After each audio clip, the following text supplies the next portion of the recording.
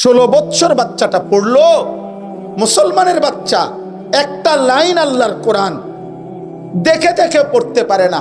ওই বাচ্চা ছেলেটার দিকে দেখা, আরে মুসলমান, আপনারা যারা আল্লাহর কোরআন সাইয়া দেখে এক লাইন শুদ্ধ পড়তে পারেন না, আপনাদের ঘৃণা হওয়া উচিত, লজ্জা হওয়া উচিত। সেই আপনারা লজ্জা, এটা আপনাদের জন্য মিয়া,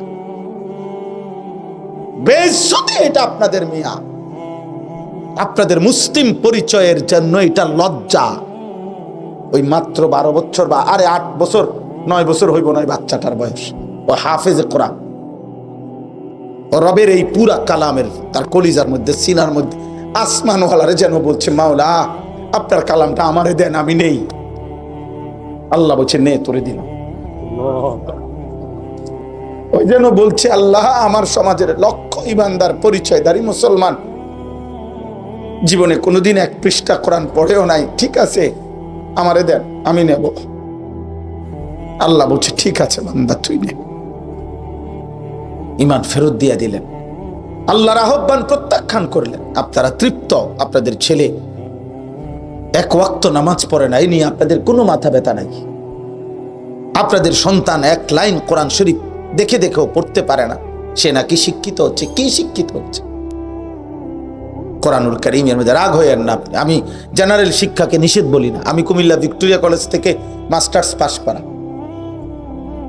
সায়েন্স বিজ্ঞান বিভাগ থেকে এসএসসি দাখিল 1998 সালে বিজ্ঞান বিভাগ থেকে, সায়েন্স থেকে পাস করছি। পাস না আলহামদুলিল্লাহ, দোস্ত জানে তো অনেক ভালো রেজাল্ট করছি। সারা জীবন আমরা পড়ালেখায় ভালো রেজাল্টধারী ছিলাম। সারা বাংলাদেশে ফার্স্ট হয়েছি, 1 নাম্বার হয়েছি আলহামদুলিল্লাহ। অতএব আমি হারাম বলছি না, বাংলা, অঙ্ক, ইংরেজি, পদার্থ, জীববিজ্ঞান নিষেধ না, কিন্তু আল্লাহ বললেন কেন? সন্তান আল্লাহ ভুললো কেন? ছেলেটা নামাজ পড়বে না কেন? ও মুসলমান না? ছেলেটা হালাল হারাম চিনবে না কেন? ও মুসলমান না? ছেলেটা ফরজ গোসল কেমনে করে এটা বুঝবে না কেন? ও মুসলমান না? পরে মালিক চিনাইলেন না কেন? পরে রসুল সাল্লাল্লাহু আলাইহি সাল্লামের সুন্নাত চিনাইলেন না কেন? পরে জিজ্ঞাসা করেন না ও কার মতো চুল রাখছে? পরে জিজ্ঞাসা করলেন না ও যে পেশাব করে টয়লেট পেপার নেয় না, কারণটা কি? ওকে জিজ্ঞেস করলেন না ওই হালাল হারাম বোঝে না?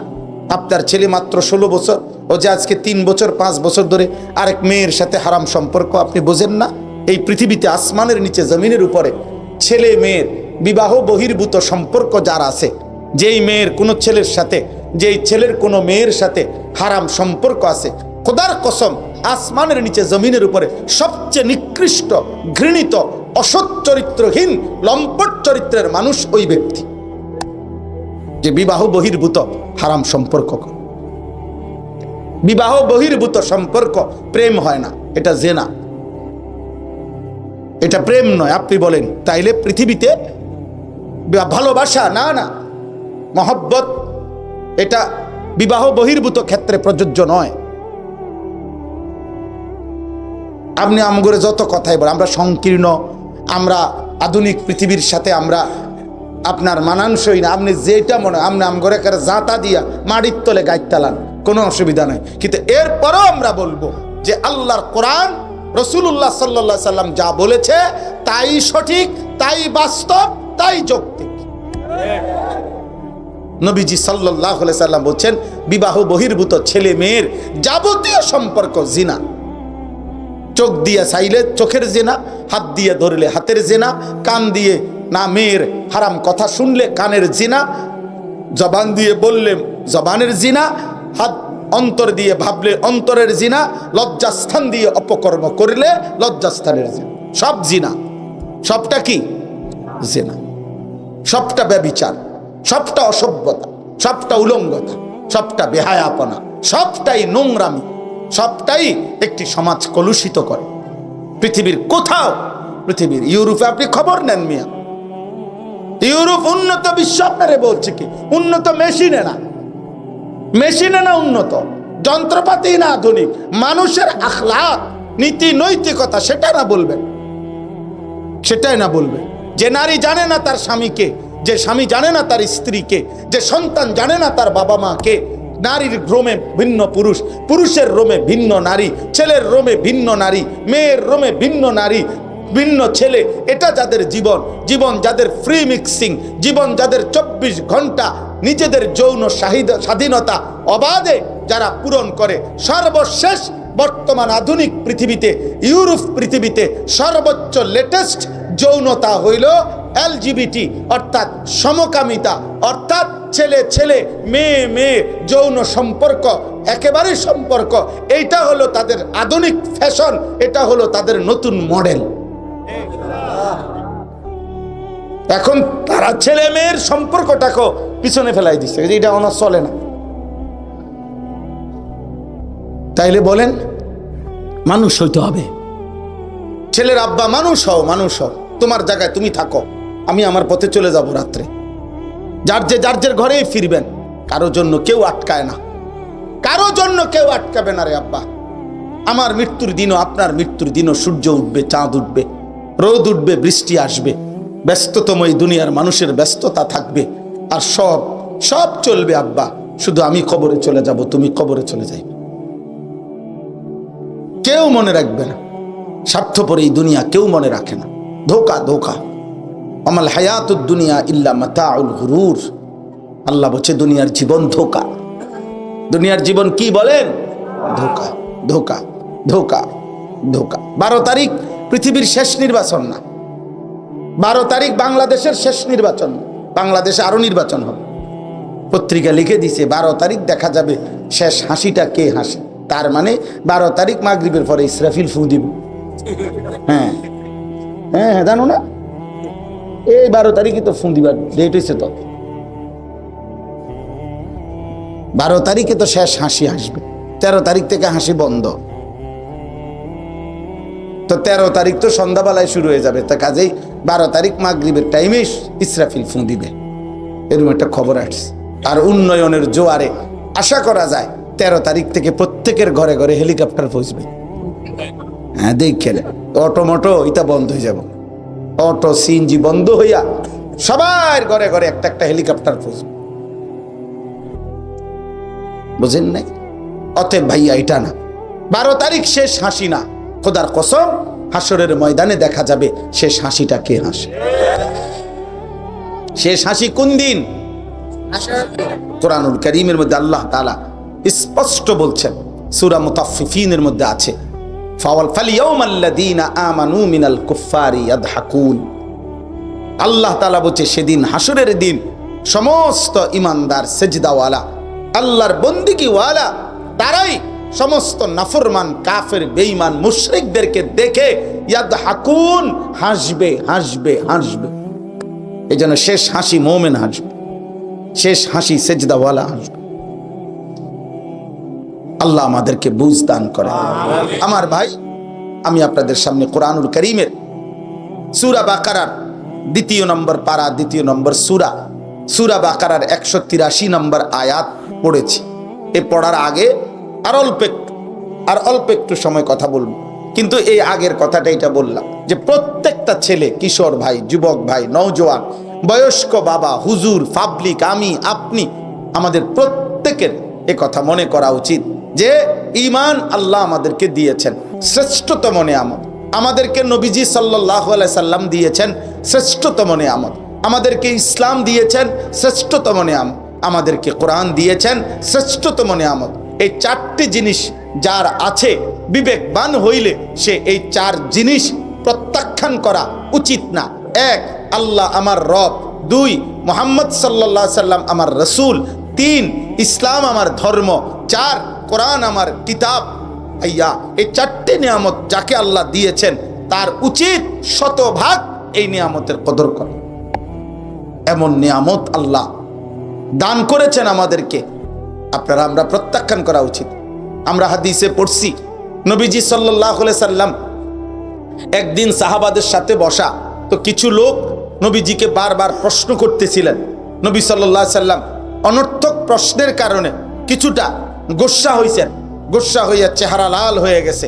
আল্লাহ নবী সাল্লাল্লাহু আলাইহি সাল্লাম বললেন, তোমাকে যেটা মনে চাই এটা জিগাও, যাও বলো, কি যার যা মন বলো।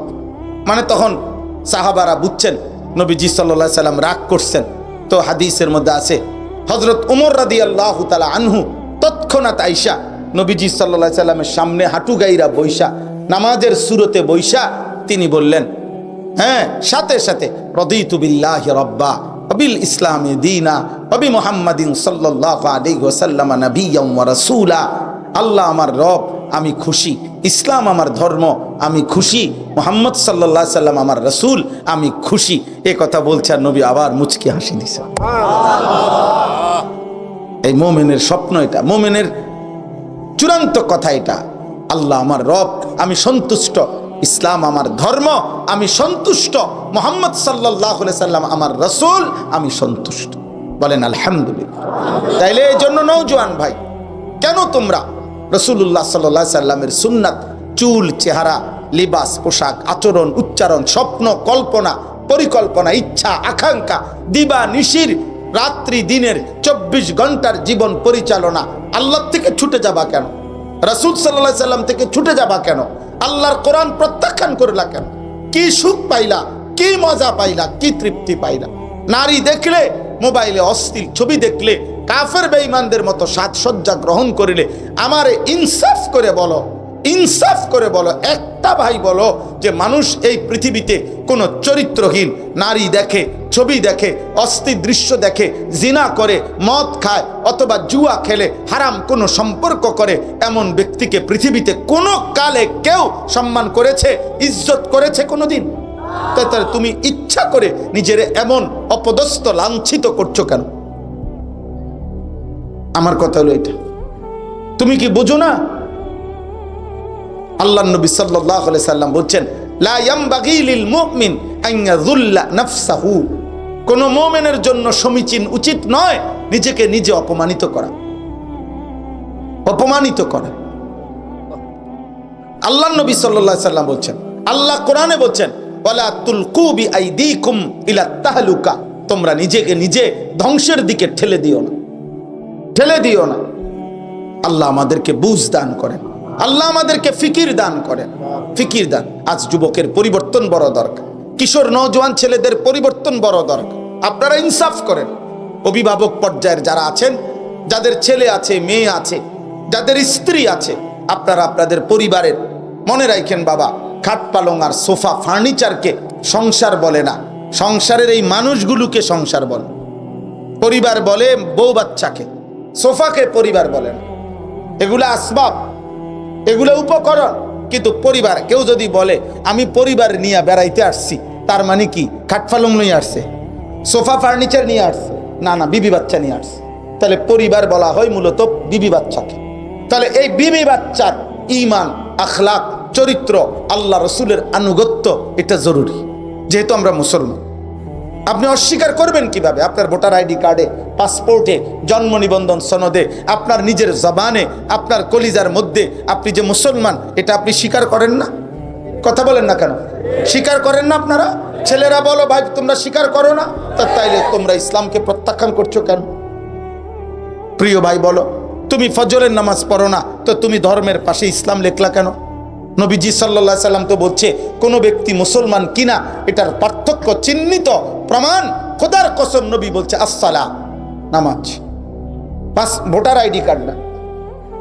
আল্লাহ নবী বলছেন নামাজের ভিত্তিতে প্রমাণ হবে সে মুসলমান না বেঈমান। মান তারাকা সালাতাম মুতাআম্মিদান ফাকাদ কাফারা, বিশুদ্ধ হাদিস। আল্লাহ নবী সাল্লাল্লাহু আলাইহি সাল্লাম বললেন যে ইচ্ছে করে নামাজ ছেড়ে দিল, ফাকাদ কাফারা, সে কাফের হলো। আমার শায়েখ আল্লামা মুফতি মুশতাকুর নবী কাসিমি হযরত বলেন, মুহাদ্দিসিনদের ভাষায় এই শব্দের আরো ব্যাখ্যা আছে, কিন্তু ব্যাখ্যা তো পরে হবে বেটা, আগে তরজমা বলেন। ফাকাদ কাফারার প্রথম তরজমাটা কও, তরজমাটা কি? সে কাফের হলো।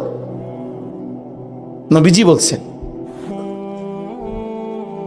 তাইলে বলে আল্লাহ নবী সাল্লাল্লাহু আলাইহি সাল্লাম বলছেন, ইন্নাল আহদাল্লাযী বাইনানা ওয়া বাইনাহুম তারকুস সালাহ। নবীজি কাফেরদেরকে লক্ষ্য করে বলছে, পৃথিবীর সমস্ত কাফেরদের সাথে আমরা ইমানদারদের একটি চুক্তি, যে চুক্তি নবীজি চুক্তি করে গেছে, বলছে আমি একটা চুক্তি করে গেলাম তোদের সাথে, যে তোমরা সেজদা দিবা না আর ইমানদার সেজদা দিবে। এই কথার উপরে আমি শপথ করে গেলাম, আমি রাসূল চুক্তি করে গেলাম, এটাই হবে যুগে যুগে, যে বেঈমান সেজদা দিবে না আর আমার ইমানদার উম্মত সেজদা দিবে। নবী সাল্লাল্লাহু আলাইহি সাল্লাম হাসরের দিন যদি বলে উম্মত আমি যে কথা গর্ব ভরে বুক ফুলাইয়া বলে আসছিলাম, তুমি আমার সেই উম্মত 365 দিনে ফজরের নামাজ একদিনও পড়ো নাই, তুমি আমার এত বড় বেইজ্জতি করলা কেন? গত 1 বছরে তুমি কোনোদিন 5 ওয়াক্ত নামাজ পড়ে নাই, তুমি আমার উম্মত, আমার কাছে সুপারিশের জন্য আসলা কেন? লজ্জা করে না? আল্লাহ আমাদেরকে বিবেক দান করেন, আল্লাহ আমাদেরকে অনুভূতি দান করেন। আমার কথা এটাই, আমি একজন ফেরিওয়ালার মতো চিল্লাই, আমার বাস্তব কথা হলো এটা। শুধুমাত্র গভীর কোনো তথ্য, একেবারে ব্যাপক কোনো জ্ঞান গর্ভ তথ্য পেশ করা আমার এটা মাকসাদ না। আমার মূল মাকসাদ বিবেক জাগানো, অনুভূতি জাগাইতে চাই, দিল জাগাইতে চাই যে একটা ছেলে আগামীর পৃথিবীতে তোমরা আল্লাহর দিকে না ফিরলে যেই আসুক, এরে ভাই 12 তারিখের পরে তোমরা ছেলেরা আল্লাহ হায়াত দিলে বাঁচবা, তোমাদের পৃথিবী নিরাপত্তা, শান্তি, স্বস্তি, সুখ, বেঁচে থাকার সার্বিক স্বাধীনতা, সমস্ত কিছু দুনিয়া আখেরাত, আরে দুনিয়ার যাবতীয় প্রয়োজন পূরণ হওয়া, নিজেদের সমস্ত কিছু এ তো আল্লাহর হাতে। আল্লাহর হাতে। কার হাতে? রব্বানা আতিনা ফিদ দুনিয়া হাসানা, এই দোয়া কে শিখাইছে? তাহলে আল্লাহ বলছে বান্দা আমার কাছে বলো, দুনিয়া আমার কাছে চাও। দুনিয়া আমার, কোন নেতার না।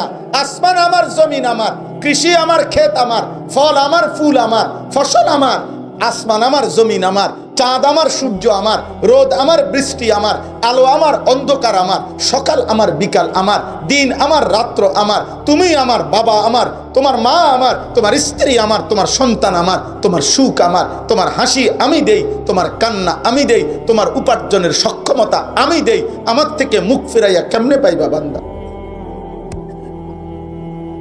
বলেন, ইনসাফ করেন। কেন নামাজ পড়বেন না? কেন আল্লাহকে সেজদা করবেন না? কেন হালাল হারামের পার্থক্য মানবেন না? কেন দিন শিখবেন না? কেন নিজের বাচ্চাটা মাদ্রাসার দিন শিখবে না? কেন? আপনাকে তো জেনারেল পড়তে মানা করি নাই, আমরাও তো পড়ছি, বললাম না? দোনোখানেই পড়ছি। আল্লাহ আমাদেরকে বিবেক দান করেন।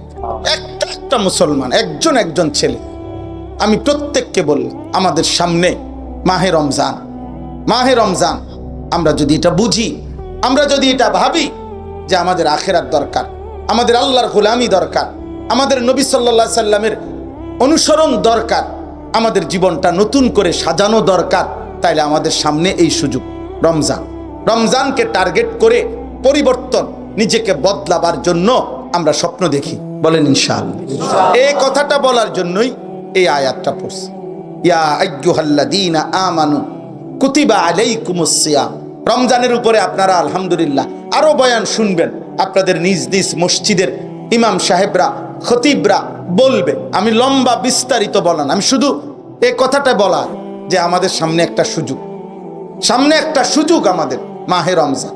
মহান আল্লাহ পাক রব্বুল আলামিন একজন বান্দাকে এটা বলে যে বছরে 11 মাস বান্দা আমি চেয়েছি ইত্তাকুল্লাহ, আল্লাহকে ভয় করো, আল্লাহকে ভয় করো, আল্লাহকে ভয় করো, আল্লাহকে ভয় করো।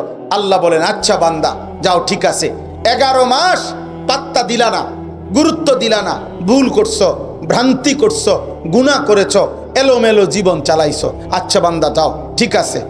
একটা মৌলিক কথা মনে রাখবেন, উঠেন না, আমি আর একটু সময়, একটা মোটা দাগের কথা মনে রাখবেন যে আল্লাহ তাআলা বান্দাকে, প্রথম কথা এটা মনে রাখতে হবে সব সময়, আল্লাহ বান্দাকে মূলত মাফ করতে চায়, জান্নাত দিতে চায়।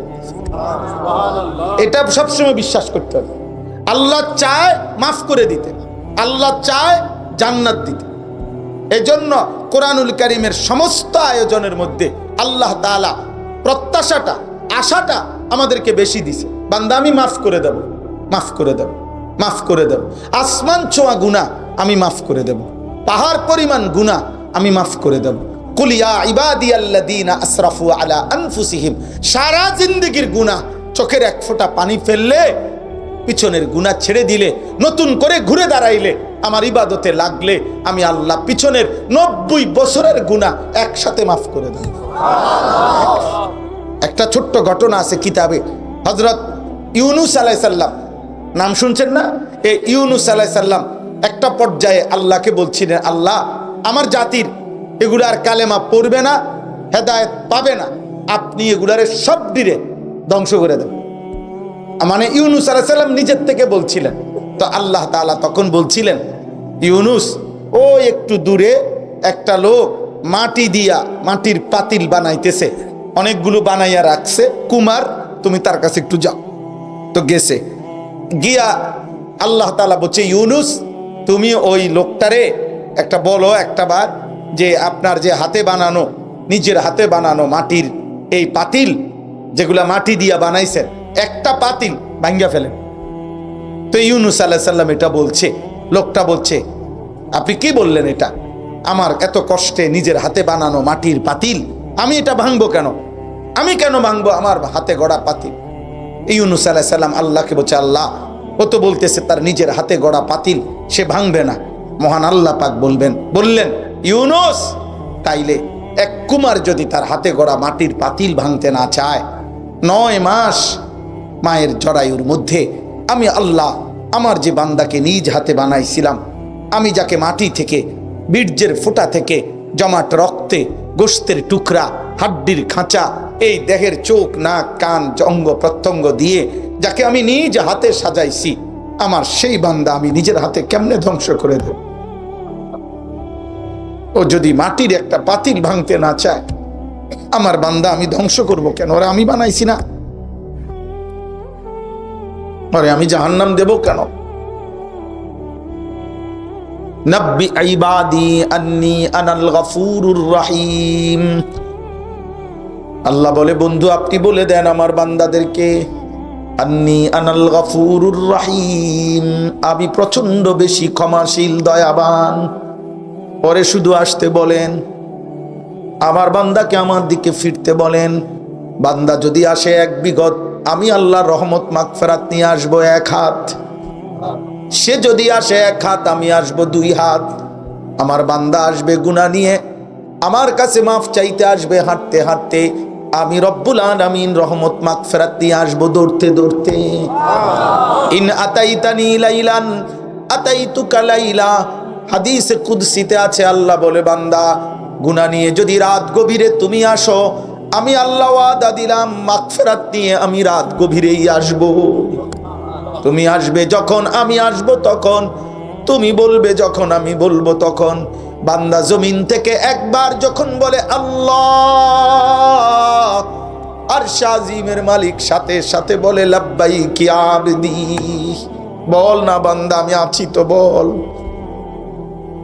বল না বান্দা কি হইছে, বল কি চাইবো বান্দা, বলো কি লাগবে বান্দা, বলো। সব প্রয়োজন আমি পূরণ করব, সব চাওয়া আমি পূরণ করব, বলো না বান্দা। এজন্য দোস্ত, এটা মূলনীতি। আল্লাহ বান্দাকে মাফ করতে চায়, আল্লাহ বান্দাকে মূলত কি করতে চায়? জান্নাত দিতে চায়।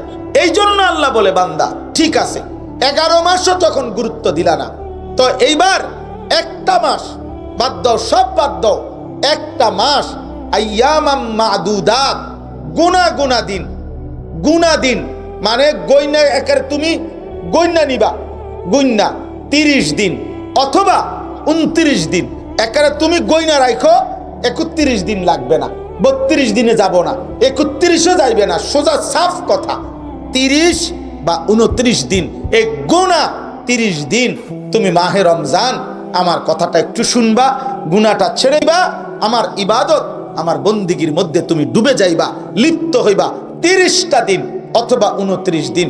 আল্লাহ বলেন, আমি ওয়াদা দিলাম 30 দিনের দিন, 29 দিনের দিন নতুন একটা ঈদের চাঁদ উঠাবো, লাআল্লাকুম তাত্তাকুন, তোমারে মুত্তাকি বানাইয়া জান্নাতের ফ্লাইটে উঠায় দেব। এই জন্য ঈদের দিন ফেরেশতারা বলে, রোজাদার ইমানদার মুত্তাকি বান্দাকে ডাক দিয়া বলে, ইরজিউ, যাও ঘরে যাও আরামসে, কাদ গাফারাল্লাহু লাকুম, আল্লাহ সব মাফ করে দিয়েছে, যাও যাও, বেডিং টেডিং গুছাও, ব্যস্ত যাইবা, জান্নাতের ফ্লাইট। সুবহানাল্লাহ।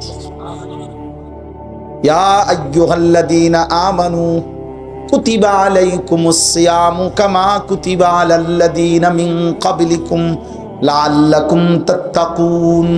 আল্লাহ বলে তোমার এই চারটা কথা এখানে চারোটাই আল্লাহ আমাদেরকে সান্ত্বনা দিয়া ধীরে ধীরে আগাইছে। ইয়া আইয়ুহাল্লাযীনা আমানু, আমাকেই কেন বলছেন? তুমি না আমার ইমানদার বান্দা, তো তোমারে কইতাম না? তুমি না বলছো কালেমা বিশ্বাস করো, তো তুমি রোজা রাখবা না কেন? এরপরে বলছে কুতিবা আলাইকুম, দেখো এটা কিন্তু আমি লিখে দিছি, ফায়সালা।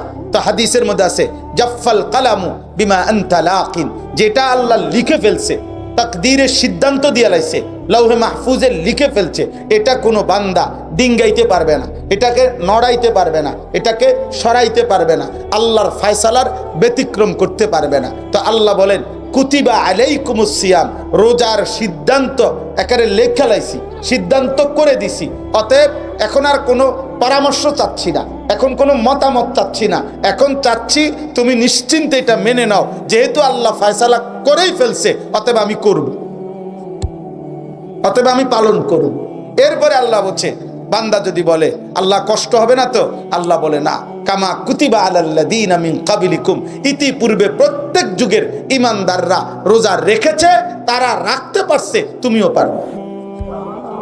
সর্বশেষ আল্লাহ বলেন তাইলে আমি বান্দা যদি বলে আমি কি পাবো বিনিময়ে, আল্লাহ বলেন লাআল্লাকুম তাত্তাকুন, এক মাসে 11 মাসে যেই তাকওয়া দিতাম 1 মাসেই দেব। এটা কোম্পানির বিশেষ অফার, এটা 1 মাসেই মুত্তাকি, 1 মাসেই জান্নাতি, 1 মাসেই জান্নাতি। সুবহানাল্লাহ। অতএব আপনাদের কাছে অনুরোধ, আমরা এই দোয়ার পূর্ব মুহূর্তে এই 5-7 মিনিট পূর্বে আবারও আপনাদের সমস্ত ছেলেদের কাছে, বাবাদের কাছে, ভাইদের কাছে, পর্দার আড়ালের মা বোনের কাছে, দোস্ত আমার, মা আমার, বোন আমার, ভাই আমার, বন্ধু আমার, কিশোর আমার, নওজোয়ান আমার, সবার কাছে অনুরোধ, চলেন রমজানকে সামনে রেখে নিজেকে পরিবর্তনের স্বপ্ন দেখি। বলেন ইনশাআল্লাহ। নিজেকে বদলাইবার জন্য আমরা চেষ্টা করি ইনশাআল্লাহ। কিশোর যুবক ভাই, তোমরা যারা 30 বছরের নিচে বয়স, হাত উঠাও তো। হায় সুবহানাল্লাহ, সবই তো মাশাআল্লাহ, মাশাআল্লাহ। তাইলে হাত নামাও। তোমাদের কাছে আব্বা আমার আবদার, তোমরা ফজরের নামাজ জামাতের সাথে পড়ো। ফজরের নামাজ মারাত্মক পাওয়ারফুল নামাজ, অ্যাটম, মানে ফজরের নামাজ শক্তি, ফজরের নামাজে ভীষণ শক্তি। কি শক্তি? আসাদ্দু ওয়াতআন, 1 নম্বর হলো মনের হারাম কুচাহিদা, মনের খারাপ চাহিদা দমনের জন্য সবচেয়ে কার্যকর সময় ফজরের নামাজ। ওয়া আকওয়ামু কিলা, আল্লাহর সাথে একান্তে কথা বলার সবচেয়ে উত্তম সময় ফজরের নামাজ। এজন্য রাত্রি জেগে তাহাজ্জুদ এবং ফজর, এই 2 নামাজের সাংঘাতিক ফজিলত, আল্লাহ তৌফিক দান করেন। দ্বিতীয় কথা হলো চোখের হেফাজত করো, নারী দেখো না, অশ্লীল ছবি দেখো না, যত্রতত্র সারাক্ষণ। ভাই আমার, এই বড় মোবাইল ব্যবহার করো না, প্রয়োজনকে প্রয়োজনের মধ্যে সীমাবদ্ধ রাখো। এই আমার শেষ কথা। প্রয়োজন, বড় মোবাইলের বহু কাজ আছে, চাকরি, ব্যবসা, পড়ালেখা লাগতেই পারে, ঠিক আছে। আমার গাড়িতেও বড় বড় মোবাইল আছে, আমার গাড়িতেও আছে। সারা পৃথিবী থেকে বাংলা ভাষাভাষী অগণিত মানুষ আমার কাছে বিভিন্ন কথা জানতে চায়, পাঠায়, হোয়াটসঅ্যাপে মেসেজ পাঠায়। অনেক যুবক, শত শত যুবকের সাথে আমাদের সম্পৃক্ততা আছে, তাদের বিভিন্ন হালাত শুনি, কথা শুনি, বিভিন্ন কথার উত্তর দেই। তো এগুলো আমার 2 জন শিক্ষক আছে, আমার ছাত্র, ওদের হোয়াটসঅ্যাপ গ্রুপ করে দিছি। সারা বাংলাদেশের শত শত যুবক ওই গ্রুপের সাথে অ্যাড আছে, ওরা কথা বলে, আমি এগুলো অবসর টাইমে শুনি, যেখানে যে দুর্বলা দরকার পরামর্শ দেই, ওরা উত্তর দেয়। তো এই সব মিলাইয়া ব্যক্তিগত যার যার জায়গায় কাজ আছে, কাজকে কাজের মধ্যে রাখো, কিন্তু রাত নাই দিন নাই সারাক্ষণ এই মোবাইলটা নিয়ে পড়ে থাকা। আমি একজন বড় শীর্ষ FCPS ডাক্তারের কাছে জিজ্ঞেস করছি, ওনার আত্মীয় স্বজন আমেরিকার মধ্যে ডাক্তার আছে, ওনারা মনোবিজ্ঞানী, চিকিৎসা বিজ্ঞানীদের বক্তব্য হলো এই বড় মোবাইলে আসক্ত ব্যক্তির 2টা ক্ষতি নিশ্চিত। 1, সে মানসিক ভারসাম্যহীন হয়ে পড়বে, অর্থাৎ তার মানসিক ভারসাম্য, এটা উচিত না অনুচিত, এটা হালাল না হারাম, এটা ভালো না মন্দ, এই পার্থক্য শক্তি ধীরে ধীরে লোপ পায় এই মোবাইল আসক্ত ব্যক্তি। 2, কর্মের স্পিরিট, মানে মেহনত করা, পরিশ্রম করা, ভারী কাজ করা, এরকম কাজের চেতনা, স্পিরিট, উদ্যম এই মোবাইলে আসক্ত ব্যক্তির ধীরে ধীরে কমে যায়। কমে, এর কিছুই ভাল লাগে না, এর কিছুই ভাল লাগে না। তার মা যদি বলে এক বক্স ভাত তার বাবারের দোকানে দিয়ে আসতে, এই নাফরমান পরিষ্কার মুখের উপরে ফাটতাম না। কি ফাটতি না কেন? না ফাটতাম না। কি লেগা? ভাল লাগে না। কি ভাল লাগে না? কিতা ভাল লাগে না? আমি তো কইতারি না ভাল লাগে। হ্যাঁ, বিশ্বাস। তার সারাক্ষণ নারী দেখতে মন চায়, তার সারাক্ষণ জেনা ব্যভিচারের ছবি দেখতে মন চায়, তার সারাক্ষণ এই চুল একটা বিকৃত মস্তিষ্কের মানে মানসিক ভারসাম্যহীন যে মাতাল, তার সিরার প্রথম প্রমাণ হইল নিজের চুল সারাক্ষণ নিজে এরকম করে। আপনি একটা মানুষ যদি এখানে দাঁড়াইয়া অন্য একজন লোক যদি এরকম হাত এইটারে এখানে দাঁড়াইয়া এরকম করে, মনে করেন করলো 5 মিনিট, যে কোনো ব্যক্তি কি করলো, আরে এই পাগল এরকম করে কা বলবে কি না? তো তুমি পাগল, চুলিটার এরকম করো কা? তোমার মাথার তার সিরা না তো তুমি এটা এরকম করো কেন? তোমার বিবেক কি বলে? বুঝি একটা পুরুষ, একটা যুবক, একটা বয়স, এমন জওয়ানি কাল তোমারে বুঝি একটা কাম দিছে, এইটা চুলটার এরকম করো? পাগল। তুমি কত নারী দেখবা? তোমার কত ছবি দেখা দরকার? এত উলঙ্গ নারী দেখে তুমি করবাটা কি? একজন পুরুষের তো এত মহিলা দরকার নাই। আর যেই চাহিদা আল্লাহ দিয়েছেন সেটা তো পূরণের ব্যবস্থা আল্লাহ রাখছেন। খাবারের চাহিদা, পেটের ভোগ কে দিয়েছে? তো খাবারের ব্যবস্থা নাই। পানির চাহিদা, তৃষ্ণা কে দিয়েছে? তো পানির ব্যবস্থা নাই। তো লজ্জাস্থানের চাহিদা পূরণের বৈধ হালাল পবিত্র ব্যবস্থা মহান আল্লাহ পাক বিবাহের মাধ্যমে রেখেছেন, সেটা তো যথাসময়ে আসবে। তুমি অপেক্ষা করো। এখন যারা ক্লাস 8-এ পড়ো তারা এই বছর এসএসসি পরীক্ষা দিয়ে লাও। কথা বলে না। এই বছর যারা এসএসসি উঠছ তোমরা এবার অনার্স 4th ইয়ার পরীক্ষাটা দিয়ে লাও। সম্ভব? কি করতে হবে? অপেক্ষা করতে হবে। কি করতে হবে? তো তুমি অপেক্ষা করো, তুমি অপেক্ষা করো। নির্দিষ্ট সময়ে তোমার জন্য পৌঁছবে। এই পৃথিবীতে মানুষের এই চাহিদা পূরণের জন্য যুগ যুগ ধরে আল্লাহ তাআলা নারী পুরুষের হালাল এই পবিত্র বিবাহের ব্যবস্থা এটা আল্লাহ করেছেন না? তা আমরা অপেক্ষা করি। আল্লাহ তৌফিক দান করেন, আল্লাহ কবুল করে নেন।